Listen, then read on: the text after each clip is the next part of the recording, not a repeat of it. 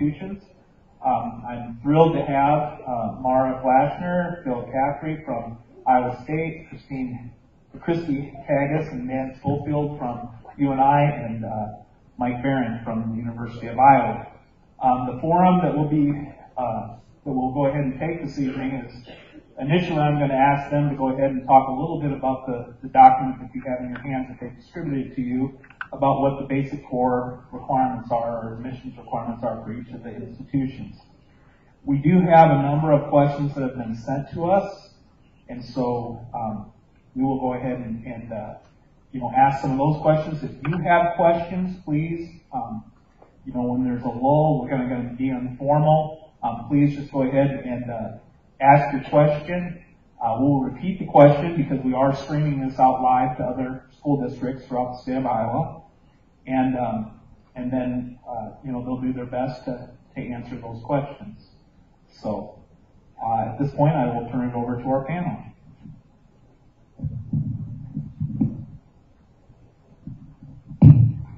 Good evening, everybody. My name again is Phil Caffrey, and I'm from the admissions office at Iowa State University. And we, on behalf of everybody here on the panel, thank you for coming tonight. And we hope that you have a lot of questions for us. I think they wanted us to start off just by talking very quickly about what the three Regent universities have in common in terms of admission requirements. And so I'll be very, very brief here. You should each have a folder that has been distributed to essentially every 8th grader in the state of Iowa. And the idea is that we want students to know in middle school what the admission requirements are to the three Regent universities. And in the fall of 2009, the admission requirements were changed for the first time in 50 years. And we got away from our old admission requirements, which were based primarily on two things: class rank and ACT or SAT score. The Regent Admission Index is really a compilation of 4 different factors that are the best predictors of success at each of our institutions. So when a student applies for admission to Iowa State, Iowa, or UNI, what we're looking at are 4 things: class rank, ACT composite score, grade point average, and the number of years of core courses that the student will complete in high school, grades 9 through 12.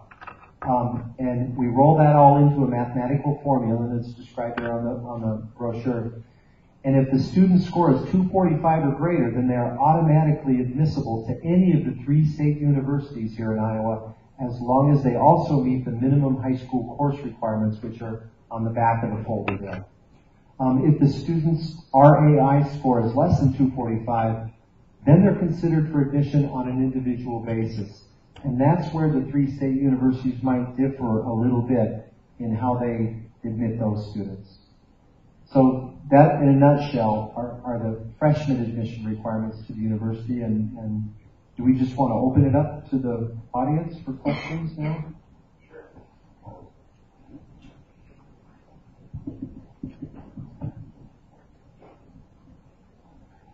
Seeing none, I do have some prepared questions for you this evening.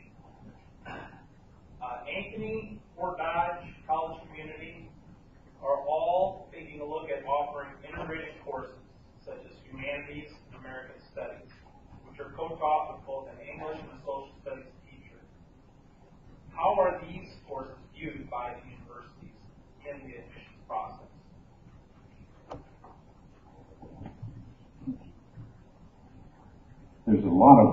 There are a number of ways we could choose, Principal King, to answer that question. But the question really is, for the audience, if you didn't hear it, a variety of high schools, including Fort Dodge, Anthony, and others, are moving toward integrating curriculum like English language arts with social studies, almost maybe an American studies type approach if it's American literature, for example. And how does that fit into the scheme for considering students for admission to one of the 3 Regent universities? There's a technical answer, and I may let Phil, who's the expert on a funny little thing the state has called SCED codes. Each high school course curriculum is coded by the high school to fit into a standardized system that the state of Iowa has created. But I may let Phil do that. But what I'm going to do in answering that question is, is that we are aware when high schools change their curriculum. There's good dialogue between high schools and the Regent universities, and it works just fine when students continue to take the integrated curriculum at a single high school, so that it's a coherent curriculum that goes through however many years of that integration. Sometimes students who change school districts during the midst of that and go from an integrated curriculum to a non-integrated curriculum, and we know that happens sometimes, then we have to get creative and inventive in making sure that students have the right preparation and that they get credit for all that they've done. But Bill, do you want to talk a little bit about the system itself? Yeah, just real quickly, as successful as the RAI, or the Region Admission Index, has been, probably the one aspect of it that's been the most confusing for families is knowing which courses count toward the student's RAI score and which ones don't. And we knew as we were beginning to implement these new admission requirements that there was no way we could possibly evaluate every course at every high school every year. But we quickly realized that there is already a course classification system that exists here in Iowa. So the people at Fort Dodge High School and all the high schools in the state, once a year, they have to submit data to the Iowa Department of Education. And one of the things they have to submit is what we call a SCED code for each of their courses. And that SCED code represents different kinds of factors about the course, like what is the subject area, what grade level is it taught at, etc. And so what we have done is we've evaluated all of the SCED codes, and we've decided which ones will count toward the RAI and which ones don't. So really, it's Fort Dodge High School that essentially decides which courses count for the RAI by virtue of whatever SCED code they assign to each course. So that's how it works. If you go to the Board of Regents website, you can click your way to a table that shows you all of the SCED codes that are acceptable. And just real quickly, I'll tell you, we're working on a project that I think is going to be very popular. Hopefully by January, and I can't guarantee the timeline here, but hopefully by January, we are going to send out to every Iowa high school a table that will show exactly which of their courses count toward the RAI and which ones don't. And we will ask the folks here at Fort Dodge High School if they will put that table on their website so that all the students and the parents will all know right up front which courses count for the RAI and which ones don't. So that's how we handle the course part of the RAI. And I'll just say very quickly, I think one of the things that I like most about the Region Admission Index is that the students have a lot of control over their RAI score by virtue of how many core courses they choose to take in high school. So if the student wants to push themselves during the senior year, take a fourth year of math, take a year of physics, take a third or fourth year of Spanish or whatever, they will increase their RAI score by doing so and enhance their chances of being admissible then to the state universities. Other questions?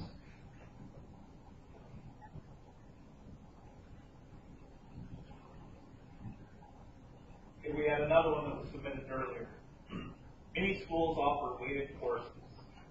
Are weighted and unweighted transcripts evaluated in the same manner when submitted for the RAI process? The question is that many schools choose to weight their courses, and therefore the GPAs and class ranks end up with this weighting on it. In some cases, the transcript shows one or the other, and in other cases, the high school transcript shows both a weighted and an unweighted GPA. As far as for admission to the universities, we have agreed to take the highest, whatever, in other words, whatever benefits the student the most. And so, whichever the school decides to do, that's fine. But understand that we will choose whatever is in the best benefit of the student in the process. Having said that, some of the weighting will result in a grade point average that is over a 4.0. It might be a 4.5, a 4.9. The highest grade point we will use on the Regents Admission Index is a 4.0. So we cap it at that point as being highest. One of the reasons the audience might be interested in knowing that we have some questions that have already been submitted is that earlier today we had a statewide simulcast of a program for educators, high school counselors, principals, superintendents, curriculum coordinators, teachers, and school counselors, certainly from around this area, and many from around the state that were arranged through the Area Education Agency and Fort Dodge put that together. So that's where a number of these questions, came from. But we really would like to hear from you too.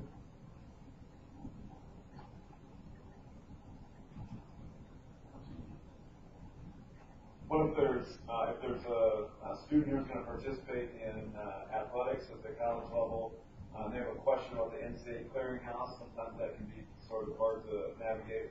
Are you able to answer some of those questions, or do you have advice for those folks? My name is Dan Schofield from the University of Northern Iowa. I work with our student athletes when they come into the university and apply. The NCAA Clearinghouse is the former name of what is now the NCAA Eligibility Center. The way you would go about applying is go to their website, ncaa.org, and then the links will take you right to the application. So any prospective student athlete needs to submit that online application to the Eligibility Center. There's also a set of core courses that the NCAA publishes for every high school in the nation, and it would be extremely important for student athletes to view whether it's Fort Dodge Senior High School or whatever high school you might be from. You need to look at those courses as well. They about 98 or 99% of the time line up with the way we count courses at our Regents universities based on the SCED, but they may not always. So the point there is it's important to view that list of your approved core courses. Yes. Yeah, and we all represent NCAA Division I institutions, 1 and 1A. But so the NCAA eligibility, clearinghouse or eligibility center really affects NCAA Division I and Division II institutions, not Division III, not the NAIA, and some other particular groups.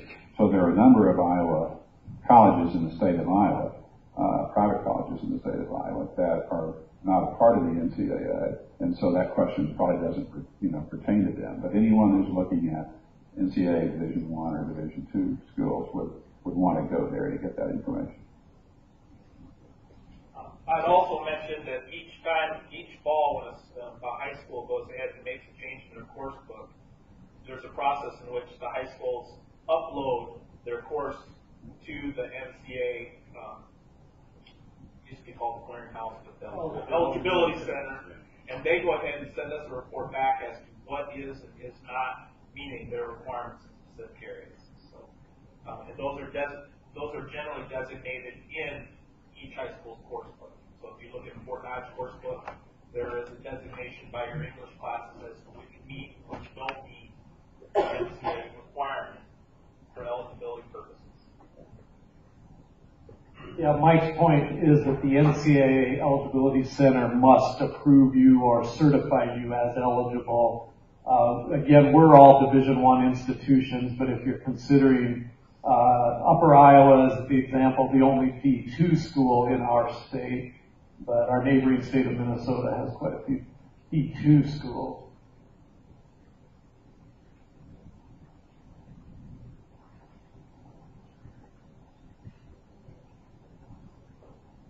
There were also questions asked earlier concerning the ACT and SAT exams. multiple times, which score then is being used then for, again, admissions requirements? The question was regarding the ACT or the SAT exam. If students have taken them multiple times, how do the universities treat those scores? All three of the state universities represented here take the best exam, single exam, together.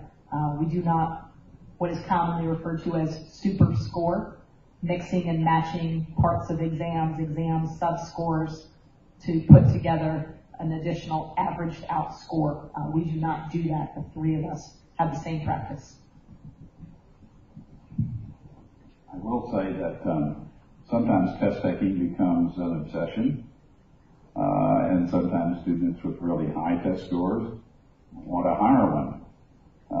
My own children took a test once, they liked their scores, and there was nothing I could do to talk them into taking it again. And not that I tried, but it was an experiment that I ran. So students are different, but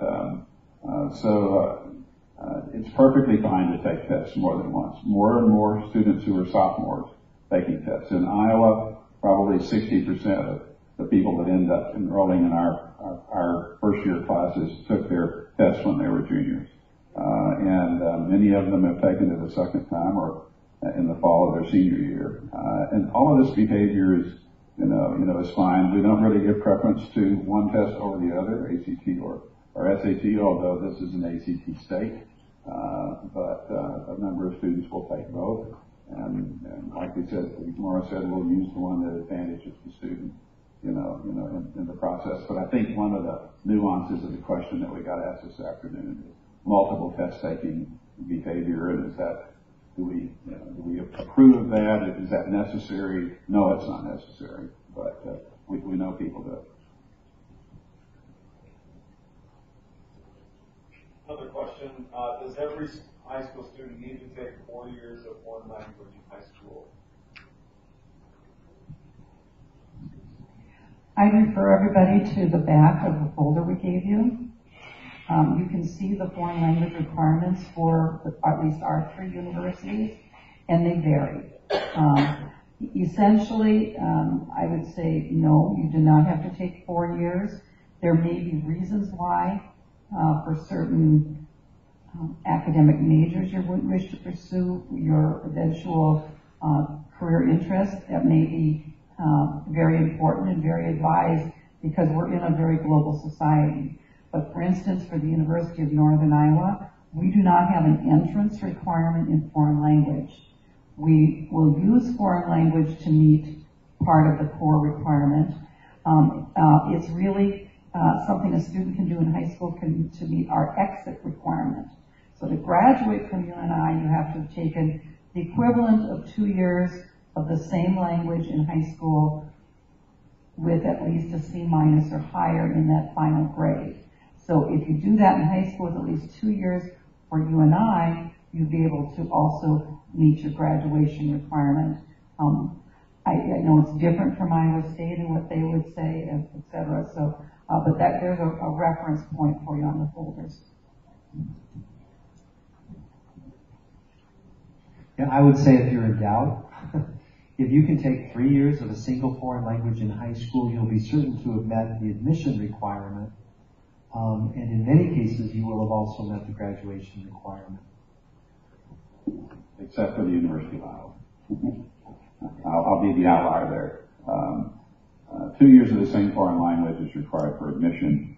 But if you've had 4 years of the same foreign language in high school and have successfully completed that, then you've met both the entrance requirement and the university's exit requirement. So you've actually completed all the foreign language you would need to take unless you wanted to have more. And in addition to that, if you've had 4 years of the same language in high school, you can participate in the Foreign Language Incentive Program, take a placement exam. If you place in the next course up, the line will give you 8 hours of credit for the coursework that you had in high school, 8 hours of college credit, which would certainly probably count in the elective category for your degree. One of the misnomers about foreign language is that you really don't need it. But if you read across this, I'm going to work in an area where I'm going to stay in Iowa. I don't need to know another language. Well, aside from the discussion of the fact that demographics of our state's changing, the reality is that many Iowa businesses do commerce all over the world, and I suspect that you are aware of that already. So our College of Business has added a foreign language requirement. Our College of Nursing has a foreign language requirement. Our College of Engineering, you can see here, has a foreign language requirement. So it's a global economy, and to be competitive in the global economy, we think students, are going to need more than one language. And the reality is, we're perfectly happy with them getting it here. We'll teach it to them at our place, certainly, but I think they're probably better served to get it here in high school and to get it tucked out of the way. And then if they think they need more, we'll do the more. We'll do the more for them. Another question pertains to foreign language and also pertains to math. If students receive credit for algebra prior to entering high school, will that satisfy the math requirement then in your three-year sequence? The question was about taking high school courses like in junior high or middle school, and if it's an obvious sequential course, like if you take Algebra 1 in 8th grade, and then you take Algebra 2 in 9th or 10th grade, or you take Spanish 1 in 8th grade, and then you take Spanish 2 in 9th grade, even though when we receive the high school transcript, we can't see those courses that you completed in 8th grade, we make the assumption that you did complete them, so you get credit toward that for your RAI score. If it's not an obvious sequential kind of course, for example, if you take biology in 8th grade, we wouldn't normally give you credit for that unless the school makes us aware that you completed that course in 8th grade. But we do allow high school courses that are completed prior to 9th grade to count toward the RAI score. So there is a place on the self-reported app you can list that under the 8th grade column.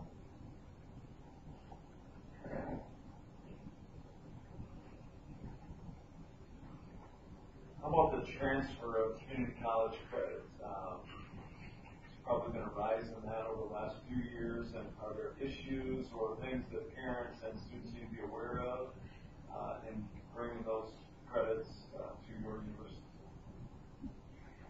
What I would say to you, the question is, there's a rise in taking college credit while in high school, often from the community college, and what kind of advice would we have for you around that?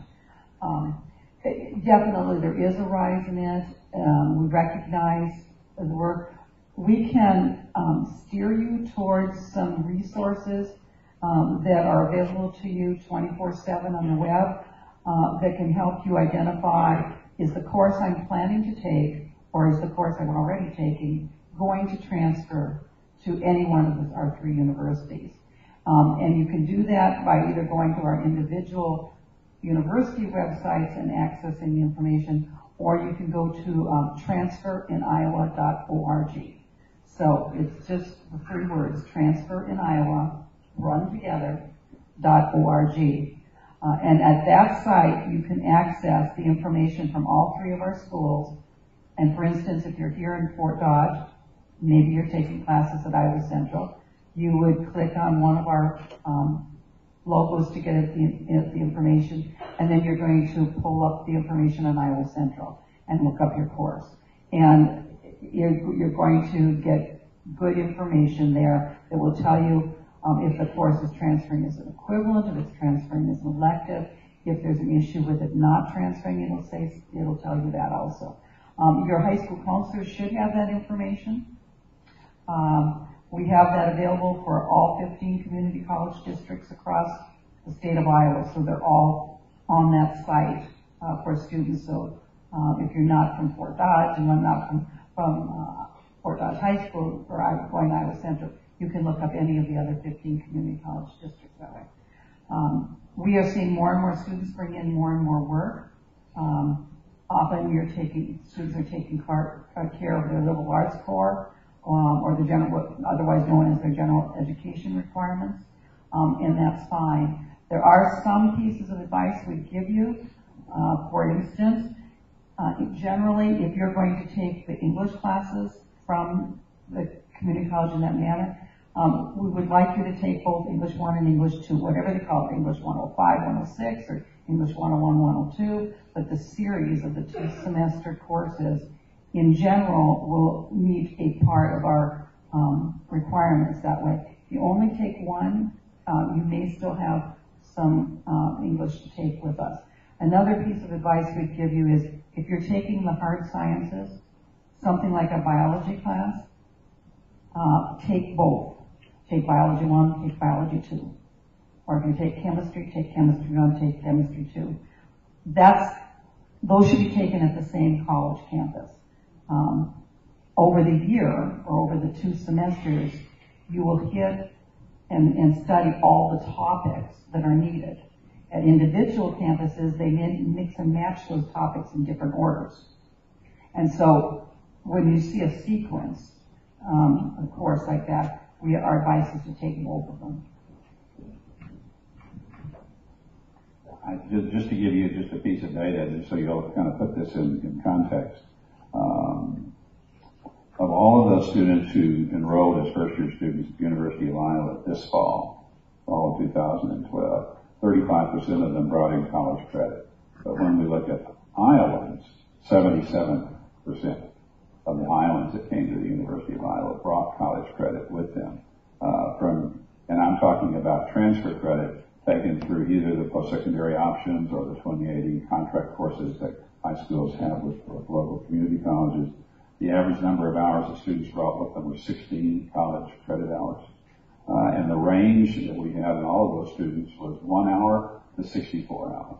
So yes, we had some students who graduated from high school and got their associate degree from a local community college on the same day.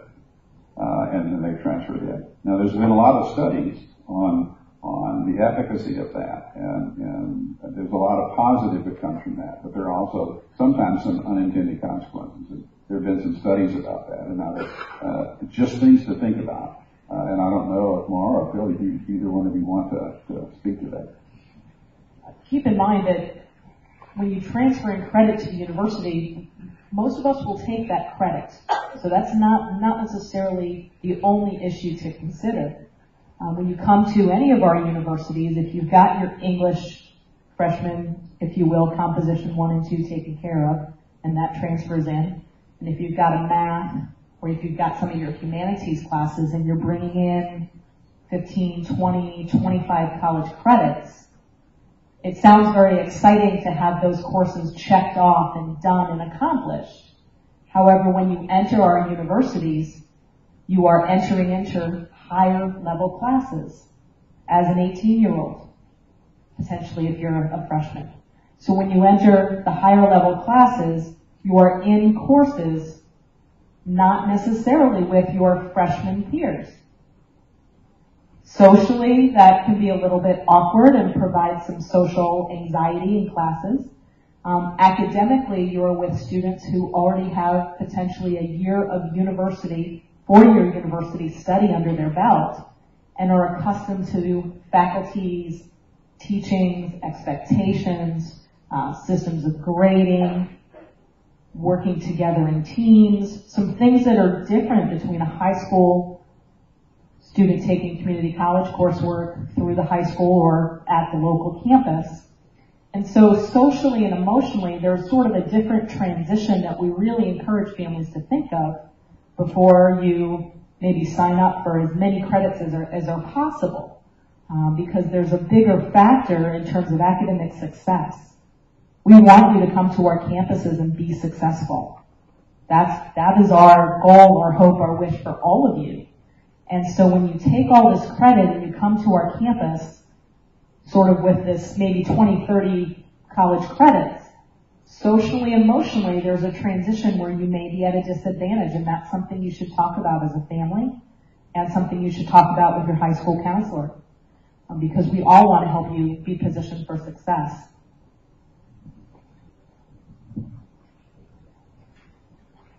Could you discuss with us a little bit about the new math placement assessment that all the universities do?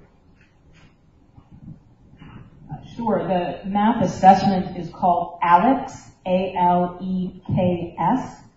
That is being used at all 3 Regent universities, and it is an assessment that students would take after they've been accepted at each of our universities and have committed or said, yes, I plan to enroll at Iowa State, Iowa, or UNI. You would be notified by our respective institutions that it is required or recommended that you take that assessment, and it is likely required for you to do so before you attend any new student orientations and registration programs.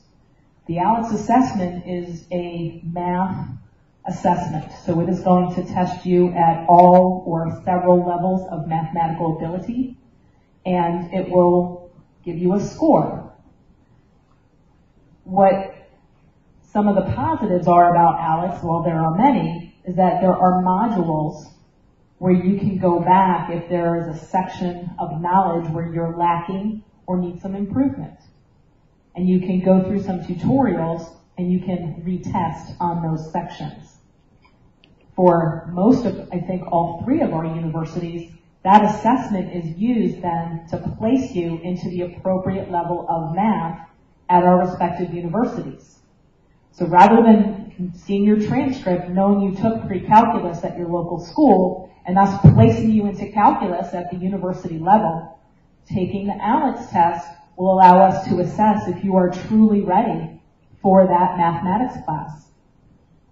And so again, our goal with ALEKS is to get you in the right course on the first try, rather than putting you into a course by assumptions, and then maybe you're not doing so well, and then you have to get out of that class and wait to take another math class, extending the time where you're either without math or not doing well in math.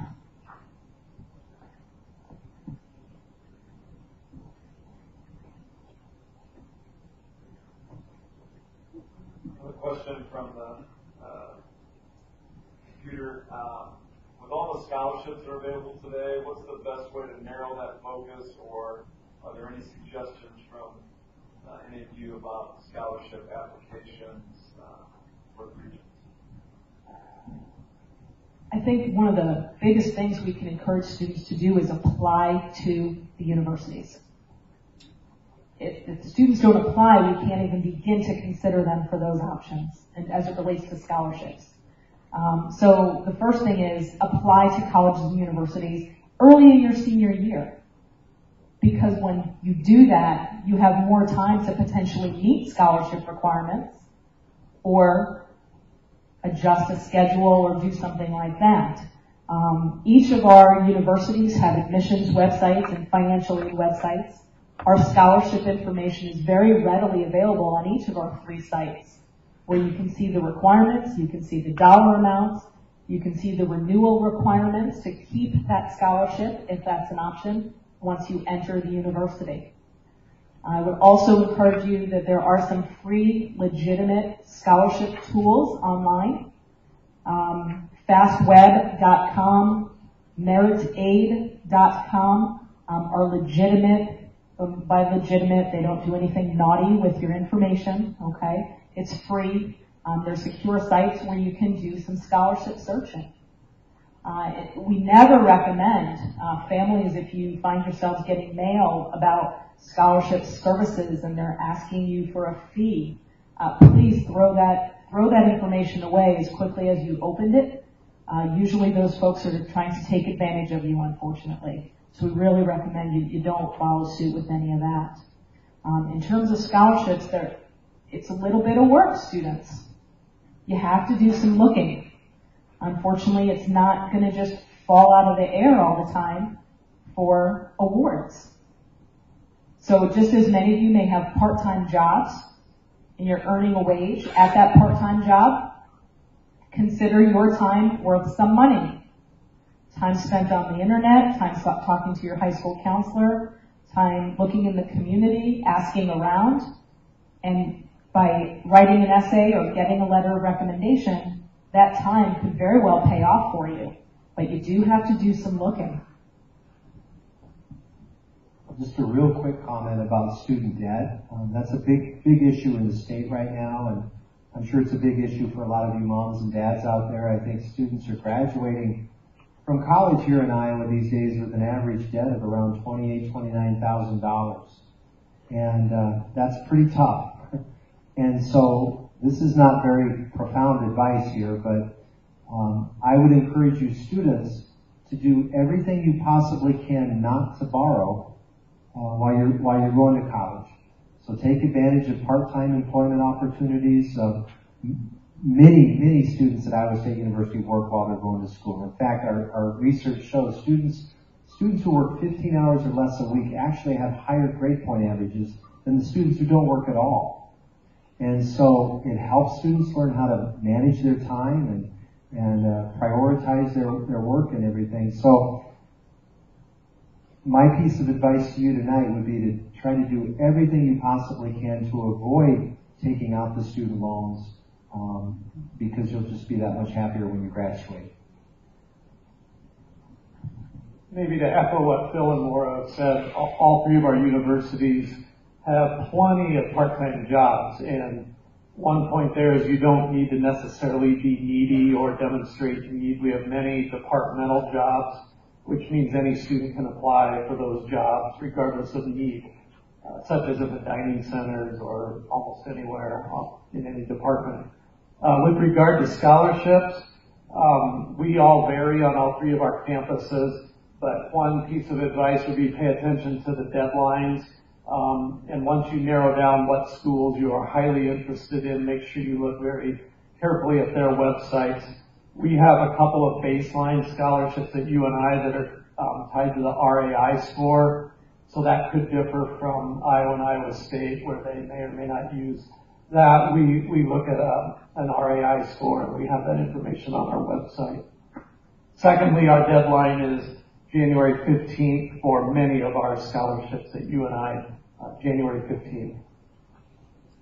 There's, we talked about third-party sites, FastWeb, Merit8, right, and those, and certainly school counselors, I'm a big believer because they really know what's happening locally, and what's available locally. A couple of things that I would add to what's already, been said here. One is that all universities in the country, including the three of ours, are required to have a net price calculator on their website. And we've all put a net price calculator on the website. And I will tell you, it's laborious.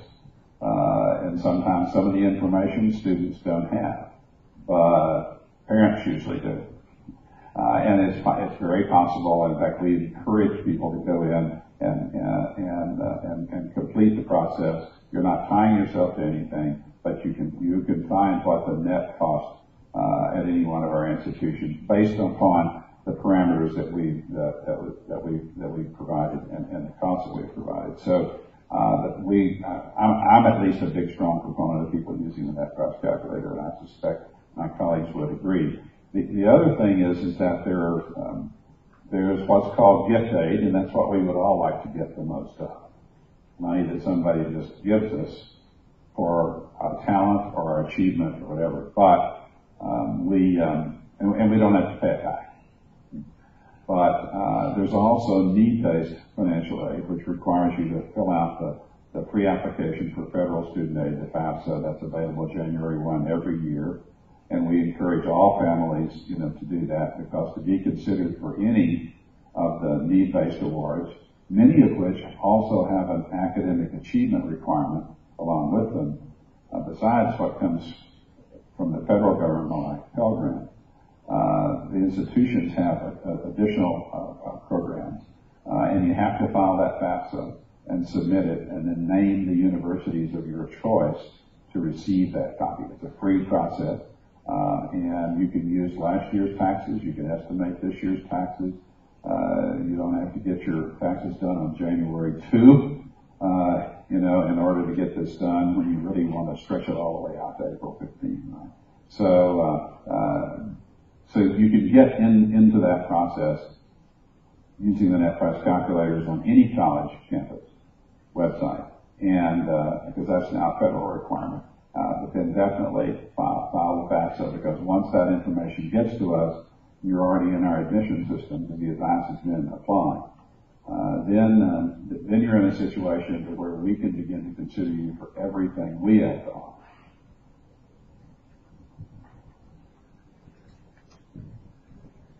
If you have a question? The website is FAFSA.com and merit8.com. Yes. The FAFSA website, it's really important that you go to the correct website to file your federal financial aid. It is F as in Frank, A, F as in Frank, S as in Sam, A.gov. It's really important that you go to that website to file your financial aid need-based assistance forms. It's also available in multiple languages as well. We also offer here at Fort Dodge Senior High, we offer an assistance evening. So if you're interested in doing that coming in, our counselors and some of our administrators will help you access the online FAFSA and fill it out for you, or help you fill it out. I was going to correct Maura, if you don't mind. Yeah, the part on the website is FAFSA.ed.gov. So FAFSA.ed.gov.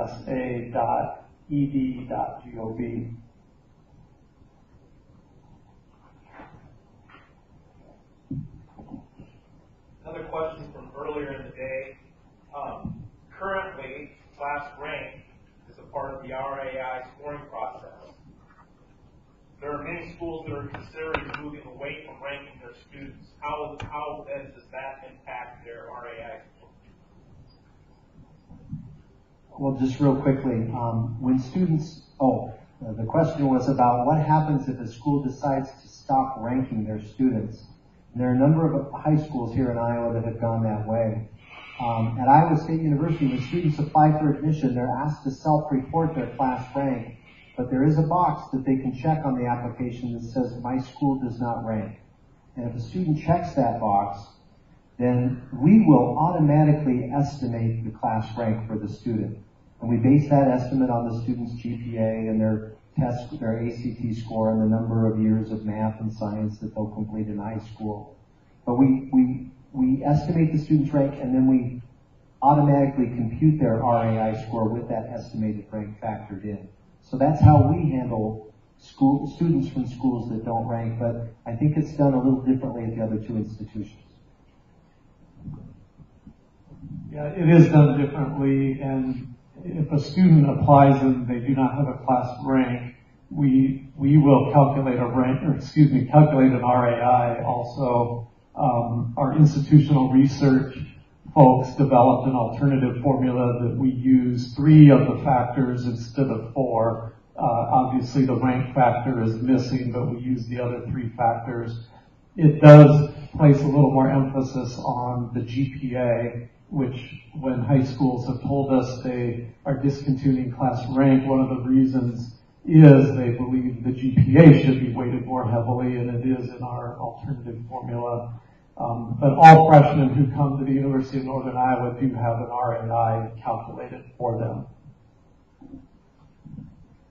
And we do not at the University of Iowa create a proxy. We've been doing holistic admission, and actually all 3 of us still do a holistic admission review process where we try to take in all of the factors that are available to us.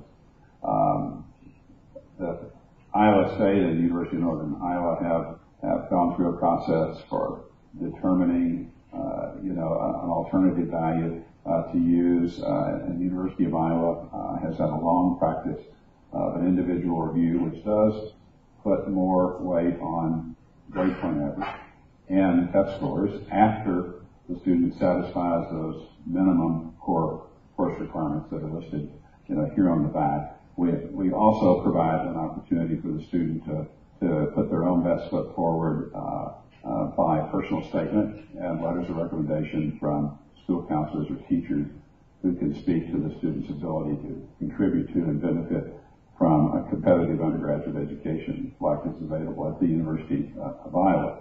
So our studies have shown that our holistic review process allowing students to present themselves in the best way possible, and adding to the numbers, still allows us to select students who succeed at the same rate that students from that high school once succeeded when they had a ranked class.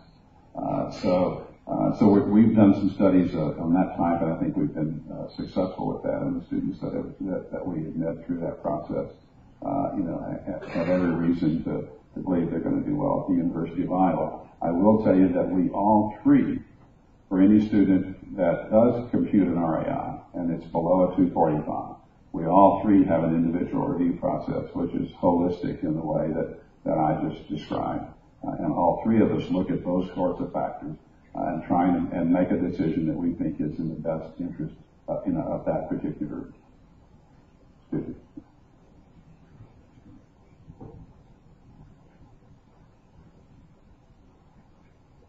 Could you reiterate what you said this afternoon about online classes and the fact of how you would consider those, and then what the remarks you made about student social media footprint, or what you're using that for or not using that for? Okay, the question is, how do we look at online classes in the process? That was the first question. And the second is, does social media play a role in the admissions decision process?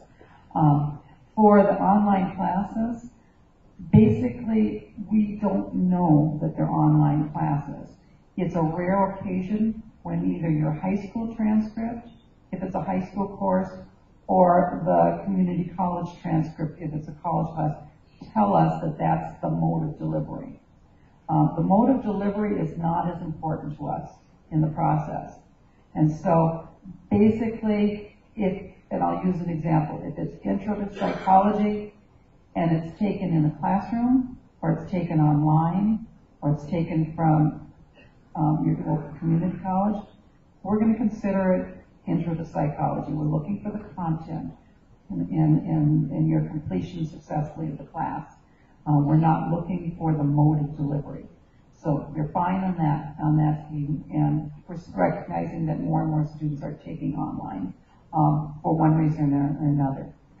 For the social media, do we look at social media in the admission process? Quite frankly, we don't have the time to do that. Okay? I think Bill said earlier today, 20,000?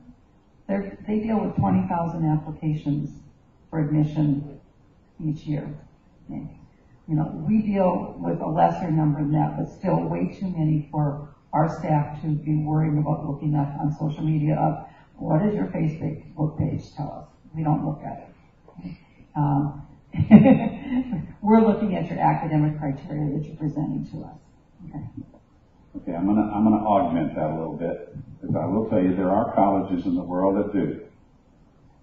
So if you have a really funky handle and name and tag you put on yourself, and that's what you put on your college application, some colleges find that pretty interesting. I do know of some colleagues and other colleges in other states, usually small private schools, that do pay attention to things like Facebook postings and look at pictures.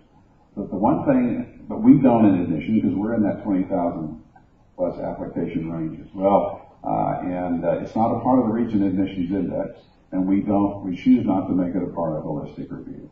But the one place where it does begin to show up from time to time, for example, we're going to hire student workers. In my office, we have, on average, 99 student workers who work for us in any given year. And we might look at their Facebook page to understand the true character of that person that we're going to stand out in front of you when you come to visit our campus as representative of our place. So we might look at that in an student employment situation. My honors program director recently mentioned that when it comes to some of their honors scholarships that they give through the honors program, they do go to Facebook, but you won't find that in writing anywhere. So what goes on Facebook, what goes out on the internet, stays there forever. And that's what people don't seem to realize and remember. So we just think it's good business because there are employers after you graduate from college that will go out and look at Facebook. And I realize now that there's timelines, and that timeline's going to be really old at what you did in high school, but it hasn't gone away. And people scrape pictures of you having fun at a party. I'm just saying, be smart.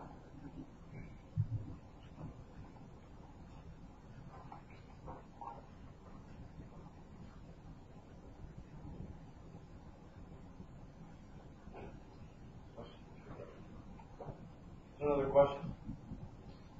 There are a lot of moms and dads here and a lot of students here. We would love for you to ask some questions.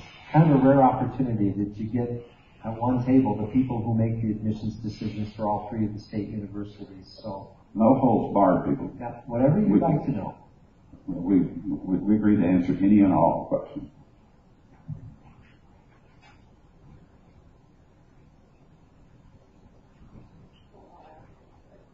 How many freshmen at each university do you admit each year? The question was, how many freshmen do each of us admit each year? I'll tell you, like, for example, at Iowa State University this fall, we enrolled 5,366 new freshmen. But we probably admitted twice as many students. I don't know the actual number. More and more students these days get admitted to 2 or 3 or 4 or more colleges and universities. It's very, very common. But yeah, we bring in a freshman class of about 5,366. This year, our freshman class at the University of Northern Iowa was a little over 1,700. We're usually around. We look to be somewhere from about that point up to 2,000 or 2,100 in any given year. So that's the range of our freshman class. At the University of Iowa, the entering classes, the target is 4,500 each year. But when I say that, let me also underscore that every Iowan qualified for admission to any of these three universities who applies by the appropriate deadlines and gets offered admission can go to one of us if that's what they choose. So there's not any quotas or distribution schemes that we have in that regard. But we may have common admission requirements, but for the most part. But I think the public sees us as three distinctly different institutions, even though we report to the same board of regents. And so there's some application overlap. There are people that'll apply to any two of us, a handful really that apply to all three of us.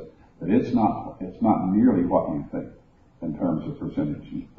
We might be talking 10 or 12% overlap, maybe between Iowa and Iowa State, for example. And we're getting 20,000 plus applications from all over the world, Iowa, other states, and all over the world. So and we would be in the same situation, I think, as Bill described, as we will be offering about twice that many spots because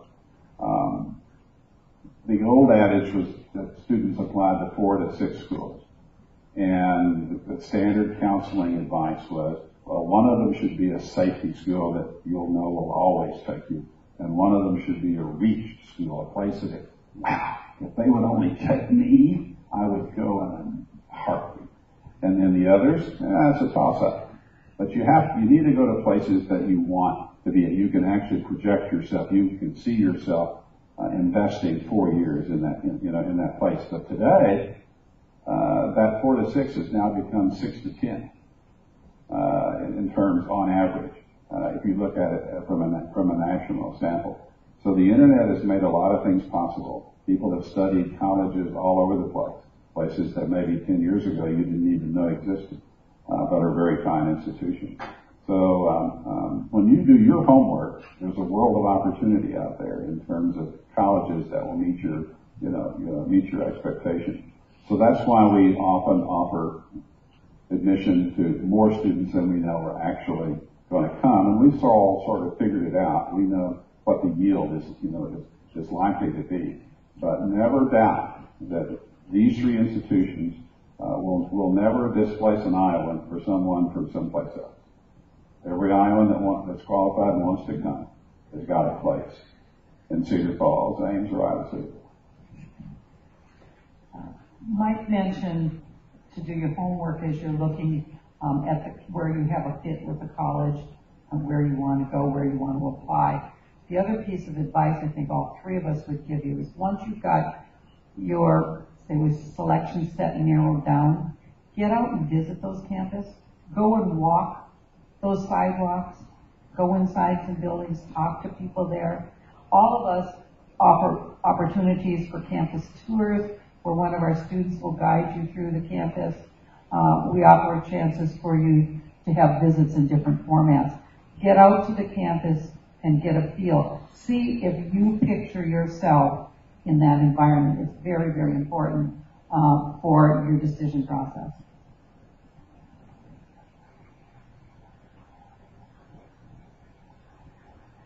How many students are admitted under your honors program?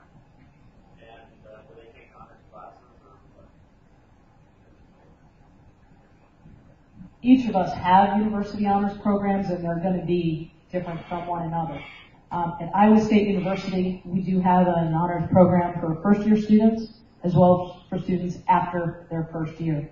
Because that first year is so critical, it's really built around a transitional program. To apply to the University Honors Program at Iowa State, we prefer students to be in the top 5% of their graduating class, or have a 30 on the ACT, or be a National Merit finalist student. There is an application process, there is a deadline, and at Iowa State, for the first year honors program, it's very interdisciplinary. So students would take their curriculum to be a engineer or elementary education or whatever it is that the student is pursuing. And then there's an honors seminar class that's taught by some upper class students. And it's very much of a transitioning to the university course, getting some help, making sure you understand how to navigate the 4-year academic setting. Students take their English class as honors. And then there's an opportunity for faculty mentorship for first year students. For our first year honors program, many of our students will start their research projects their first year through the faculty mentorship option. We have roughly 400 new freshmen that will be in our first year university honors program.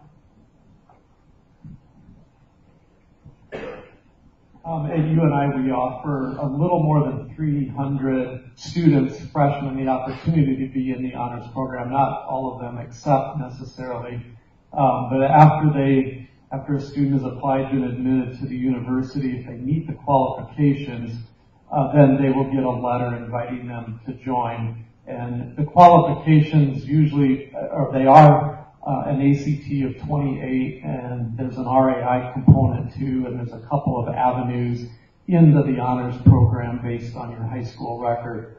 So you can decide. There's special sections of a number of our liberal arts core classes that are open only to honors students. So there's some advantages that way. There's a couple of tracks within the honors program. Some require more credit hours than others. And I would recommend you go to the website at uni.edu if you're interested in our particular honors program. The University of Iowa Honors Program has recently restructured itself, and so going to our website and looking at the honors program is also advisable. Generally speaking, the initial invitation to join the honors program comes through the admission process. So 28 ACT and a 3.8 high school GPA are the minimums on a 4-point scale, are the minimums to be considered for that. Students have to opt in after seeing what being in the honors program entails. When they get the invitation, they get admitted, they're told they're honors eligible, and the honors program will then communicate with them directly about a week later and provide considerable information about what being in honors at the University of Iowa is all about. many of the same kind of components that you're hearing talked about here in terms of the possibility for faculty mentorship and research opportunities, right from the get-go, that sort of thing. Certainly exists specialized classes, specialized sections of general education courses. All those things exist in all, in all of our programs. But so students and I would do have to opt in. I think our goal is probably is a little more. The program's a little broader, and a little less guided than what you have at Iowa State, and so I would expect us to probably have 1,200 students possibly start in that program. It could be less. You actually have an honors dorm. Yeah, we do have a honors living learning community. There's the Blank Honors Center, which is home to the honors program, and the Bell and Blank Center for Gifted Education and Talent Development. They share a building that's connected by a covered, heated, and cooled walkway with Dawn Residence Hall, which is the honors living learning community. The entire residence hall is that. And then we have Centerstone, which is a separate building for upper division students who are wanting to continue living in a living learning community environment that are honor students, so that you don't have to leave after your first or second year if you're an upper division student. We've got a spot where you can continue living in that kind of environment around students who are academically oriented and driven in the same way that you are.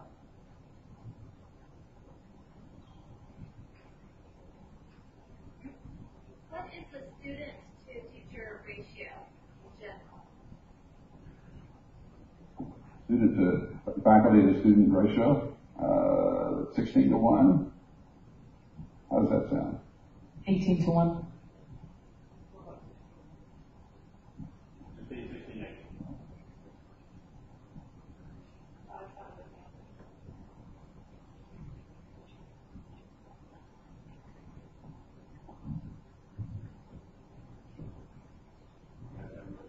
How about the typical length of time to get an undergraduate degree, or how do you report your graduation?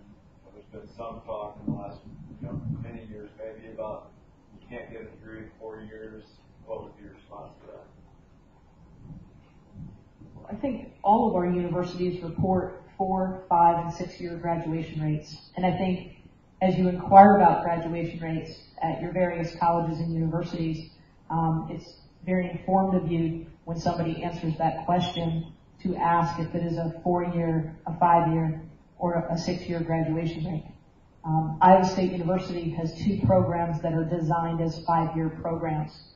Earlier completion is not an option. So there's a segment of students coming into Iowa State where they will graduate in 5. Other than that, I think all of our universities have 4-year plans in place so that if a student comes into the university and it is a priority to them, to their family, to their dreams and goals, that they can be a part of a 4-year plan where the university makes some stipulations to provide support and resource. The student agrees to participation by being an active learner, taking the courses in prescribed order, doing well, making progress to their degree, some of those sorts of things. And the university works with that student to graduate in 4 years. Now, I think the other thing that's really important when we talk about graduation rates is there's a little bit of shift in terminology when you get to the university level, and that's from years to semesters. Students are taking courses each semester. However, there are things like internships and co-ops and research experiences where a student might not be physically on the college campus learning, but they might be working for a Fortune 500 company in another location, getting some very valuable experience and likely getting paid. And because they're not in class that semester, they may graduate in 4.5 years, but when they come back to school, they're completing their degree in 8 semesters. So most scholarships look at semesters. A lot of financial aid will look at semesters. So, for example, these internships are what's going to get students jobs. Research experiences may get them into medical school or veterinary programs. And so we don't want students to not do those things because of a calendar year. Universities offer courses year-round, so I think it's important to kind of change your dynamic a little bit and think in terms of semesters. But in terms of 4-year plans, and then architecture and landscape architecture at Iowa State are the 2 5-year majors. Yeah, we have some similar things as well. You can't get a music therapy degree in 4 years. That's going to be 4.5. You can't get a secondary teacher certification in a particular area, and it's very hard to do that in 4 years anymore, because it kind of depends on the number of placements and things of that nature. So we have a set of majors that are that way. 75% of the first-year students who enroll at the University of Iowa sign the 4-year graduation guarantee plan, but 25% don't. And the several programs that we have that are going to take more than 4 years aren't 25%, of our class. I've always found it interesting that even though their parents are with them at orientation and hovering over them, like a hawk. Sorry. Couldn't help myself. They don't all necessarily hold out, for that value. The good thing about a 4-year guarantee plan that we provide is that it is a tremendous planning tool, because it allows a student to actually see, this is what it's going to take for me to do this in 4 years, and working one-on-one with their academic advisor, which is where those agreements are signed. And that's probably the greatest value is the planning aspect that introduces for students, and how they're going to spend their 8 semesters, in class with us, or how much time that they're going to have. The 4.5 years is a good one. It's a good estimate. If you could draw an average of all of the students, that would be good. And at the University of Northern Iowa, we also have a number of majors that are labeled extended majors in our catalog, and are clearly identified when the student starts as being longer than 4 years. Our music majors, our industrial technology majors, most of our teaching majors. Okay? It is very difficult to finish your teaching degree, including your student teaching, within a 4-year period and still meet the licensure requirements of the state. Okay? And so we have labeled our education degrees, for the most part, with a couple exceptions, as 5-year degrees, because they're going to take more than 4 years. They're at least 130 hours. They may be more than that. 120 hours is reasonable for a 4-year degree. So our liberal arts degrees, yes. You're going to, students will move. Most of our business degrees, yes, the student's going to move through. It's a lot easier to do, but some of these that have additional licensure types requirements are considered extended. The other thing I would say to that, and that is impacting, we talked about college credit in high school earlier tonight. What we find is many of the students that come in with college credit as new freshmen, and our freshman class, 62% of our freshmen are coming in with college credit in high school. When we look at that, those students are not necessarily graduating any earlier because they're coming in with advanced work. They're taking advantage of opportunities to add a second major, to add a couple minors, to do the internship, do the full semester study abroad rather than a short-term summer study abroad. They're looking at different ways that enhance their degree, sometimes increase their employability, oftentimes increase their attractiveness to graduate programs.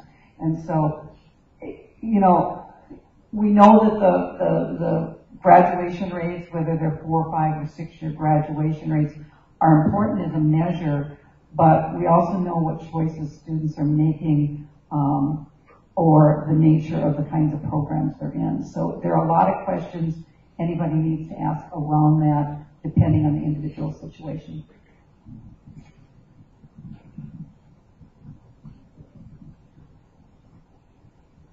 There's a statistic that I just came across the other day, and we're using it in some of our presentations and group visits, and that is 18% of students we found who enter the University of Northern Iowa finish with the actual major that they indicated on their application for admission. So 18%, to me that surprised me that it was only 18%. Combined with that, another stat is 25% of students enter the university deciding. So at some point after they're at the university, they decide on their major, and both of those statistics do play into the graduation rates as well. The third thought is we have many students who simply do not want to graduate. They love the university.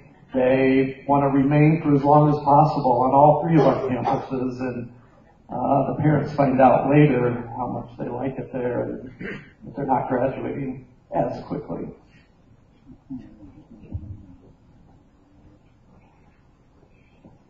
A lot of your scholarships and financial aid are for the undergraduate programs. Are there anything for the professional program?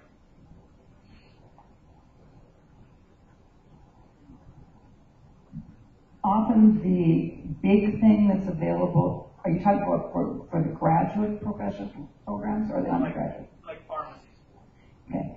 Often for graduate level programs after the undergraduate degree, the big financial incentive for those students is obtaining a graduate assistantship. Well, pharmacy is a very specific one because it's no longer an undergraduate program, it's a professional program. And yet the first 2 years you're in it, you're still an undergraduate. So there are things that are available to the pharmacy interest student, as they come in. But some of that will go away once they actually enter the professional sequence of courses. But generally speaking, there's not a lot in med, dent, law, and pharmacy. Also a little out of my area, since all those admissions are handled exclusively by those professional colleges. But to the best of my knowledge, there's not a lot of scholarship money in the same way. Most of our resources for student financial aid are focused at getting students into college in the first place and sustaining them so that they can be successful, so that those professional college opportunities, will come to them.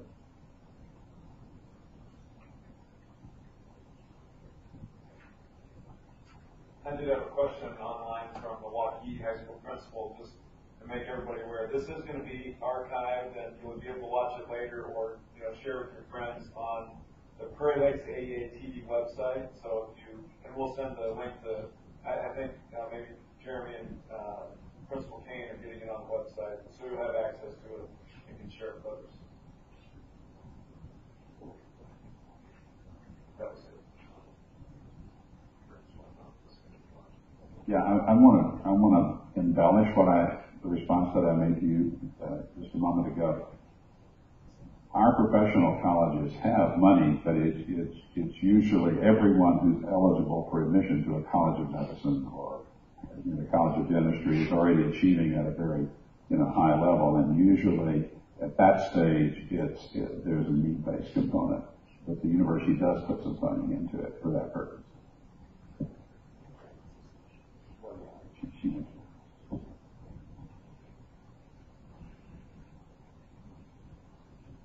Any other questions? Any closing comments that you would like to make for the group? We thank you for the opportunity to come here and give you a perspective in a common way. All of us work in admissions. We work with your students. We try to help them find a way to go to college, help them find the right fit. And I hope that you see through things like the descriptions we give you on the folder and what we've said tonight that we have a lot of similarities and we have differences. We're three universities under the same Board of Regents, but we also have three distinctly different missions, purposes for existence within the state, and hence there will be differences. Thank you for having us.